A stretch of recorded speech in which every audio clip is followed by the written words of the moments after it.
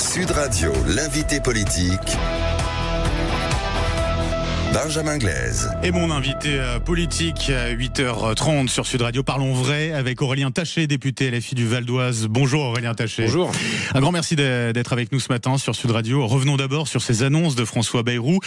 Le budget tel qu'il est présenté ici par le gouvernement, c'est une attaque sans précédent contre notre modèle social. C'est votre sentiment ? Ah oui, vraiment, là, je crois qu'on touche le fond, si on peut dire.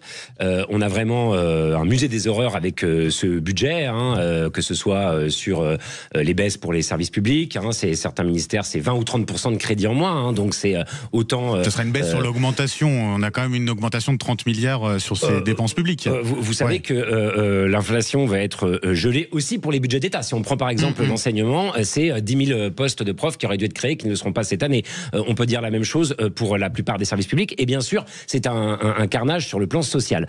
L'année blanche, ça veut dire quoi concrètement ? Ça veut dire que tous les retraités, y compris les petites pensions, ne vont pas voir leur pension de retraite augmenter, alors que les prix, eux, bien sûr, vont continuer à exploser. Ça veut dire que, alors qu'on a 15% de personnes en situation de pauvreté dans ce pays, que ça a explosé sous le bilan d'Emmanuel Macron, les gens ne vont plus voir leur minimum vieillesse, leur allocation pour adultes handicapés augmenter. On a bien sûr cette mesure complètement hallucinante, qui consiste à demander à supprimer 2 jours fériés. Et puis, il y a tout ce qu'on voit moins. Moi, par exemple, quelque chose qui m'a énormément choqué, c'est les affections de longue durée. Vous avez la mucoviscidose, la sclérose en plaques, le diabète, et vous n'allez plus être remboursé à 100%.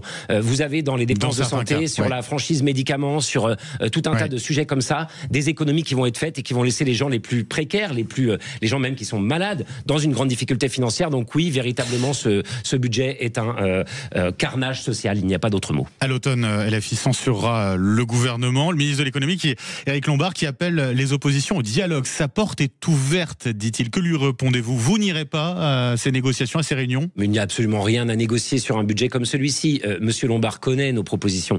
D'ailleurs, nous avons censuré Monsieur Barnier pour moins que ça, donc il devrait y réfléchir, Monsieur Lombard. Nous, nos propositions, elles sont simples. Vous avez aujourd'hui 40% du PIB de la France, de la richesse produite chaque année, qui est détenue par 500 familles. En 2010, c'était 10% du PIB.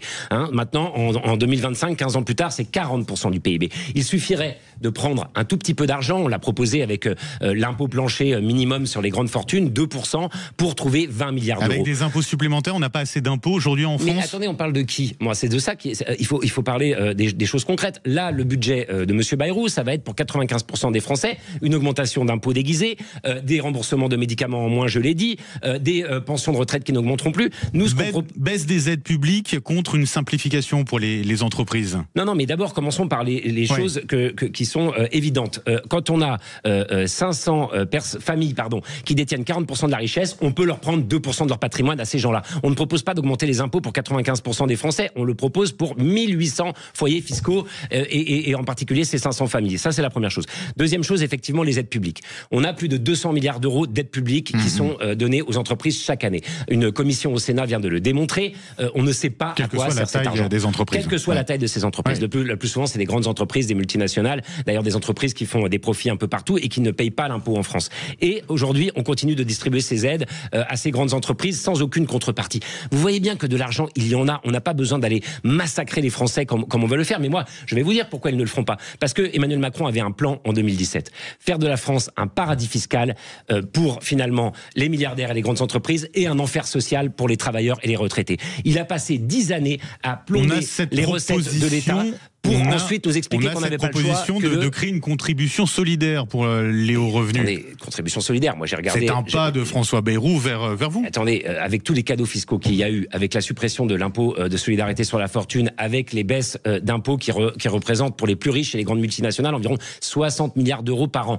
La contribution solidaire qui représente aujourd'hui même pas 4 milliards, tel que François Bayrou la propose, ça n'est même pas revenir à ce qui était en 2017. Alors que les familles, comme je vous l'ai dit, les plus fortunées de ce pays ont vu leur patrimoine doubler. Donc non, ce n'est pas un pas vers nous, c'est une escroquerie, c'est un leurre. Monsieur Bayrou est doué pour ce genre de choses, mais nous rappellerons aux Français la réalité des chiffres que je viens d'évoquer. Donc LFI n'ira pas négocier avec le gouvernement, n'ira pas à Bercy, n'ira pas à Matignon. Les socialistes, eux, devraient le faire, ils devraient négocier avec le gouvernement. Vous estimez que c'est une erreur, c'est une faute politique ? Mais vous voyez bien que les socialistes, finalement, on se demande ce qu'il faudrait pour qu'ils finissent par revenir à la raison et rejouer leur rôle d'opposants.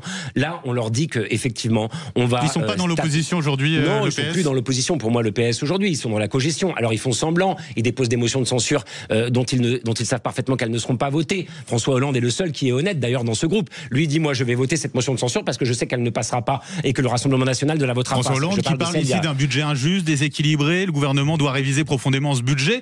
Dans le fond, vous pouvez un petit peu compter sur François Hollande pour défendre vos idées, non? Écoutez, on verra bien à la fin de l'année s'il vote la censure. Moi, je sais exactement ce qui va se passer. François Hollande, qui connaît bien François Bayrou, vont finalement se téléphoner, vont lui dire alors, tu sais, pour les jours fériés, est-ce qu'on pourrait peut-être regarder, ou tu sais, pour tel ou tel sujet. Et puis il y aura forcément une ou deux choses sur lesquelles François Bayrou va dire, ah oui, vous avez raison, monsieur le président Hollande. Et hop, ils ne censureront plus. Voilà ce qui va se passer.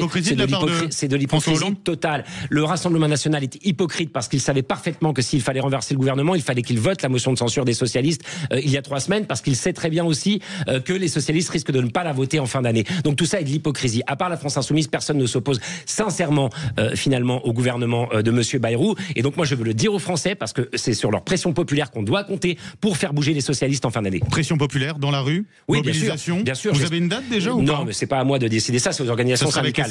Mais ouais, évidemment que vu ce qui se passe, je ne peux pas imaginer que les représentants des travailleurs laissent passer un tel carnage. Et donc il faudra que les Français fassent comprendre aux députés qui ne voteront pas la censure qu'ils ne seront pas réélus la prochaine fois. C'est comme ça qu'on obtiendra des avancées. Alors le PS, on verra. En tout cas, vous avez un allié de circonstance, le RN, qui censurera également a priori. Oui, alors cette fois, le RN dit qu'il va censurer, mais je viens de le dire à l'instant, ils ont été hypocrites aussi, parce qu'ils savent très bien que la censure des socialistes n'est pas garantie en fin d'année. Ils auraient pu voter la dernière motion de censure. Donc vous voyez, on est dans un jeu de dupes. Moi, ça, je ne peux pas laisser finalement cette situation comme ça sans dire aux Français ce qu'il en est vraiment. Donc on verra en fin d'année qui prend ses responsabilités. Nous serons là. Nous rappellerons effectivement à chaque fois que ce sera nécessaire combien finalement ce vous gouvernement... êtes détenteur de l'honnêteté d'une certaine manière dans cette séquence politique. On peut pas dire que la France Insoumise varie. On peut pas dire que la France Insoumise n'a pas une opposition franche, sincère à cette politique injuste et qu'elle ne propose pas un autre chemin. Et aujourd'hui, effectivement, nous sommes les seuls, je le vois, à être constants sur ce sujet-là. Aurélien Taché, je rappelle, député LFI du Val d'Oise avec nous sur Sud Radio. Le RN qui pointe l'absence d'économie sur l'immigration ainsi que sur l'aide médicale d'État. En l'occurrence, selon vous, pas question de faire la moindre économie sur la politique migratoire du pays? Mais écoutez, la politique migratoire du pays, elle rapporte plus qu'elle ne coûte. L'aide médicale d'État, c'est quelque chose qui est un enjeu de santé publique. On n'a pas vraiment de chiffres, c'est quand même assez flou. Oui, enfin, il y a des études qui le démontrent. Il y a un peu de tout en termes sur les études. L'aide médicale d'État, franchement, c'est même pas 1 milliard d'euros par an. Enfin, il faut arrêter. 1,3, d'accord. Est-ce que c'est vraiment ça le sujet dans un budget à 500 milliards et où on nous dit qu'il faut faire une économie de 40 milliards? Je ne crois pas du tout que ce soit ça. Si on n'a plus l'aide médicale d'État demain, qu'est-ce qui va se passer? On a des gens qui seront sur notre territoire, qui seront malades, et on a des épidémies qui peuvent venir finalement rendre malade l'ensemble des Français. Ça n'est pas une bonne solution. On n'arrête pas de faire des choix comme ça qui sont de mauvais choix. L'aide publique au développement, par exemple, on nous dit qu'on va mettre 20% en moins. Vous savez que depuis que Donald Trump a fait s'effondrer l'aide américaine, on a des épidémies comme le VIH ou autres qui repartent en Afrique et ça ne va pas s'arrêter aux frontières. Est-ce qu'on veut la même chose en France? Nous, en faisant le choix de baisser l'aide publique au développement, on se met dans la roue de monsieur Trump, c'est terrible. Si on faisait en plus l'aide médicale d'État, on aurait vraiment des enjeux de santé publique. J'aimerais qu'on évoque aussi d'autres sujets, donc oui ou non. Alors Philippe Juvin, qui était à ce micro hier sur Sud Radio, proposait alors non pas de supprimer l'aide médicale d'État, mais d'enlever un certain nombre d'actes du panier de soins, notamment les opérations d'une prothèse de hanche. C'est oui ou c'est non? Mais écoutez, si on a quelqu'un qui se brise la hanche ici en France et qu'il va l'opérer, on va lui dire quoi? Non, vous restez avec votre hanche brisée. Arrêtons ce genre de choses. Ça doit concerner 5 ou 6 personnes par an. Non, vraiment, on agite des chiffons rouges pour éviter les vrais sujets. C'est toujours la même chose. Vous voyez, on est en train de reparler du fait que finalement, il faut taxer les grandes fortunes de ce pays, qu'il faut taxer les multinationales, et tout de suite, on vient nous parler d'immigration pour essayer de détourner le sujet et l'attention de ce qui est véritablement là où il y a des moyens pour financer nos services publics et pour financer un modèle social que l'on veut protéger. Aurélien Taché, un tout autre sujet. L'ancienne ministre de François Hollande, Najat Vallaud-Belkacem, qui a été nommée à la Cour des comptes. Le député RN Jean-Philippe Tanguy réagit. Par exemple, il dénonce la République des communes et des coquins. Est-ce que cette nomination vous interroge, vous aussi? Non, mais écoutez, on ne va pas faire un faux procès à Madame Vallaud-Belkacem. Il y a aujourd'hui un sujet sur finalement la manière dont ces procédés, ces processus sont établis, mais ça ne la concerne pas plus elle que d'autres. Donc moi, j'étais assez indigné de la campagne qui est menée contre elle. Je ne suis pas dupe des attaques sexistes, racistes qui sont dirigées à l'endroit de Madame Vallaud-Belkacem. Moi, j'ai un problème avec la Cour des comptes d'une manière générale. Ces gens-là prennent souvent la place des élus, donnent leur avis sur tout. Monsieur Moscovici n'est élu par personne, mais par contre, il se sent autorisé autorisé à dire ce sur quoi il faut faire des économies ou pas. Ça me pose un problème. Il peut donner son avis. Oui, mais moi je voudrais que la Cour des comptes soit sous contrôle démocratique. Rattachons-la au Parlement ou à l'Assemblée nationale. Ça, ce serait plus intelligent. Mais en revanche, sur le sujet de l'ancienne ministre de l'Éducation nationale, je trouve qu'il y a une polémique assez indigne. Écoutez, elle n'est pas la seule. Alors soit on change tout et pour tout le monde, soit on arrête de s'en prendre à elle plus qu'à quelqu'un d'autre, ça n'est pas honnête. L'international, Aurélien Taché, une église catholique à Gaza qui a été bombardée par Israël. Benjamin Netanyahou reconnaît une erreur. 2 personnes ont perdu la vie. C'est ce qu'on a appris dans cette frappe. Quelle est votre réaction ? Non mais vous vous rendez compte, vous vous rendez compte quand même, Benjamin Netanyahou peut faire maintenant tout ce qu'il veut. Il bombarde les gens lors de distribution de colis alimentaires, il bombarde les hôpitaux, il bombarde les écoles et maintenant il bombarde même les églises. Et on a toujours une église sous protection française, il faut le dire. Et on a toujours quasiment aucune réaction à part voilà le tweet habituel de Jean-Noël Barrot. C'est inadmissible, mais non, mais c'est inadmissible, c'est pas inadmissible, c'est absolument scandaleux. Il faut dire ce qui est. Alors que doit faire la France dans ces cas-là ? Netanyahou est un criminel. Il faut arrêter immédiatement tous les accords d'association qu'on a avec Israël. L'Union européenne, finalement, continue, malgré tous les crimes de guerre commis par M. Netanyahou, de commercer comme si de rien n'était avec Israël. C'est absolument scandaleux. Aujourd'hui, vous savez, moi, je veux parler d'une initiative. À Bogota, en ce moment, il y a 32 pays qui se sont réunis, des pays des 5 continents, pour dire stop, le droit international doit être respecté, embargo sur les armes avec Israël, sanctions financières contre Israël, poursuite devant la Cour pénale internationale des criminels de guerre. La France est incapable de faire ça, même quand une église est bombardée. Même Madame Mélanie a eu des mots plus durs que M. Macron ou M. Barrot, alors qu'il s'agit d'une église française. Et pourtant, je ne suis pas un ami de Madame Mélanie. Donc véritablement, je ne comprends plus en fait pourquoi la France ne réagit pas. En tout cas, selon vous, quelle est la vraie raison ? Qu'est-ce qui fait que finalement Emmanuel Macron laisse commettre tous ces crimes sans ne rien dire ? Véritablement, un jour, il faudra se poser la question. Et la France, à force de rester lâche. Il y a des sous-entendus très lourds dans ce que vous dites. Non. On a aujourd'hui finalement un gouvernement français qui laisse le criminel de guerre Netanyahou commettre tous ces crimes, et ça n'est absolument pas normal. On n'accepterait pas ça d'un autre pays. On aurait raison. Moi, je voudrais qu'on puisse avoir le même traitement pour Israël que pour les autres pays. Je ne sais pas si vous avez vu la réaction du pape Léon XIV, qui se dit profondément attristé par cette frappe. Il évoque une attaque militaire sans pointer la responsabilité d'Israël. Il aurait dû le faire ? Évidemment qu'il aurait dû le faire. Encore une fois, Israël, vous savez, ils sont encore en train de bombarder, au moment où on se parle, le sud de la Syrie. Ils sont en train de vouloir bombarder le sud du Liban. Ils sont en train d'annexer quasiment tous les territoires qui sont... C'est le feu en Syrie.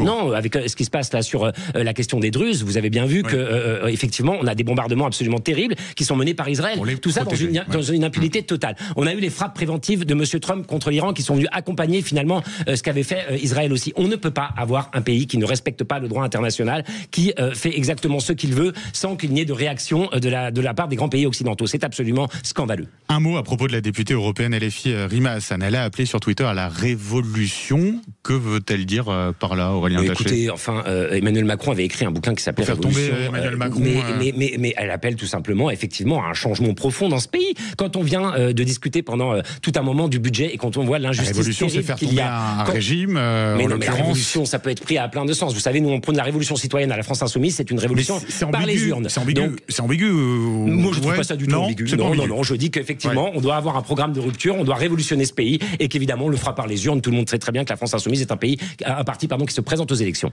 Un mot sur la... Juste, j'aimerais quand même revenir sur le Tour de France qui s'est passé avant-hier avec ce militant pro-palestinien qui a perturbé l'arrivée à Toulouse. Il demande l'exclusion de l'équipe Israël Première Tech. Est-ce que vous la demandez, vous aussi ? Oui, comme je l'avais d'ailleurs demandé pour d'autres pays. Vous savez, moi je suis beaucoup intervenu par exemple pour dénoncer l'invasion du Congo par le Rwanda. Le Rwanda était présent dans le Tour de France, était présent dans un certain nombre de compétitions sportives. Moi, à chaque fois qu'un pays qui en envahit un autre finalement vient essayer de redorer son image à travers des compétitions sportives ou autres, je dis qu'il y a un sujet démocratique. Et donc effectivement, sur la question du Tour de France, on doit appliquer à Israël ce qu'on a demandé pour le Rwanda ou d'autres pays qui sont effectivement dans des situations où ils envahissent leurs voisins de manière totalement injustifiée, qui violent le droit international, et ça ne peut pas être passé sous silence. Un mot pour conclure les législatives partielles à Paris. Michel Barnier, candidat, Rachida Dati, qui pense qu'il devrait se présenter, tout comme la ministre Clara Chapaz. L'eurodéputé RN Thierry Mariani, lui, a déjà officialisé sa candidature. Et vous avez un candidat d'ores et déjà ? Alors nous, on respectera, si nos partenaires le font, les accords du Nouveau Front Populaire. Donc dans le cadre des accords du Nouveau Front Populaire, voilà, exactement. Il y a 3 circonscriptions qui sont remises en jeu et il y en a une qui revient à la France Insoumise. C'est celle qui est finalement pour les Français de l'étranger installés en Espagne.